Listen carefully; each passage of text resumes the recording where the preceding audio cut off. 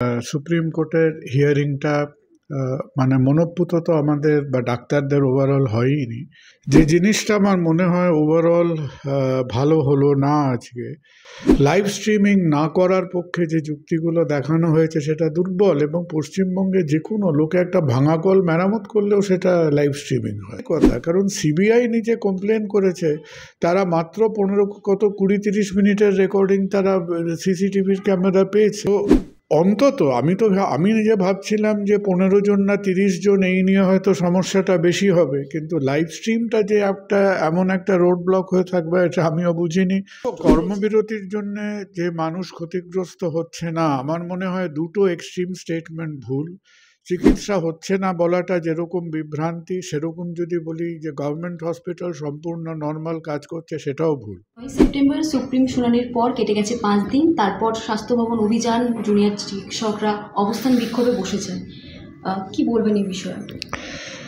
দেখো, প্রথম কথা হলো যে সুপ্রিম কোর্টের হিয়ারিংটা মানে মনঃপূত তো আমাদের বা ডাক্তারদের ওভারঅল হয়ইনি, এবং সুপ্রিম কোর্টের মধ্যে শুধু তাদের মধ্যে ছন্দপতন ছিল না, তার মধ্যে যুক্তিবাদেরও একটা বিরাট পতন ছিল। যাই হোক, উনি একটা কথা বলেছেন, তো সেটা তার সিদ্ধান্ত না তার মতামত আমরা ঠিক ডাক্তাররা বুঝতে পারেননি। তো এই পরিস্থিতিতে ডাক্তাররা কাজে ফেরেনি, এবং যা পরিস্থিতি ছিল তাতে যে জুনিয়র ডাক্তাররা সবাই একেবারে দলমেলে উদ্বাহু হয়ে কাজে ফিরে যাবে সেটা ভাবাও যায়নি। যে জিনিসটা আমার মনে হয় ওভারঅল ভালো হলো না আজকে, যে লাইভ স্ট্রিমিংয়ের ব্যাপারটা নিয়ে যে আজকের এই একটা মিটিং হবে আমরা আশা করছিলাম, ভেস্তে গেল। অন্তত এই সময় আমার মনে হচ্ছে যে সরকার পক্ষের কাছে this was a big blunder. কারণ মনে রাখতে হবে যে অন্যান্য সময় যখন এনআরএসের ঘটনা ছিল, অন্যান্য ঘটনা ছিল, সেখানে আমরা যেখানে সরকার পক্ষ থাকতেন অ্যাজ অ্যান আরবিট্রেটর, সমস্যাটা হয়তো অন্য কোনোভাবে এসছিল, তারা বসে সমস্যাটা সমাধান করতেন। এই মিটিংটা গভর্নমেন্টের পক্ষে খুব সহজ মিটিং হতো না, কারণ অধিকাংশ সমস্যার সূত্রপাতই আমাদের গভর্নমেন্টের থেকে, স্বাস্থ্য ব্যবস্থার ম্যানেজমেন্টের থেকে এবং পুলিশের থেকে, যেভাবে ইনভেস্টিগেশন নিয়ে ক্ষোভ বিক্ষোভ আছে। তো তাদের হয়তো বেশ কিছু সমালোচনা এবং বেশ কিছু কঠিন কথা তাদের শুনতে হতো। লাইভ স্ট্রিমিং না করার পক্ষে যে যুক্তিগুলো দেখানো হয়েছে সেটা দুর্বল, এবং পশ্চিমবঙ্গে যে কোনো লোকে একটা ভাঙা কল মেরামত করলেও সেটা লাইভ স্ট্রিমিং হয়। একটা স্কুল বাড়ি দুবার রং করলে সেটা লাইভ স্ট্রিমিং হয়। আমরা প্রশাসনিক বৈঠক লাইভ স্ট্রিম করি। সুতরাং পশ্চিমবঙ্গের লাইভ স্ট্রিমিং কালচারটা এমনই স্বাভাবিক হয়ে গেছে, স্বতঃস্ফূর্ত হয়ে গেছে, যেখানে সুপ্রিম কোর্ট নিজের প্রসিডিং নিজে লাইভ স্ট্রিম করছে, সেখানে সুপ্রিম কোর্টের কারণ দেখিয়ে লাইভ স্ট্রিম না করাটা, কারণ এডিটেড ভিডিও রেকর্ডিংয়ের ওপর ছেলেমেয়েদের যে একটা কনফিডেন্স ছিল না, সেটা অত্যন্ত স্বাভাবিক থাকারই কথা। কারণ সিবিআই নিজে কমপ্লেন করেছে, তারা মাত্র 20-30 মিনিটের রেকর্ডিং তারা সিসিটিভির ক্যামেরা পেয়েছে। তো অন্তত আমি নিজে ভাবছিলাম যে 15 জন না 30 জন, এই নিয়ে হয়তো সমস্যাটা বেশি হবে, কিন্তু লাইভ স্ট্রিমটা যে এমন একটা রোড ব্লক হয়ে থাকবে এটা আমিও বুঝিনি।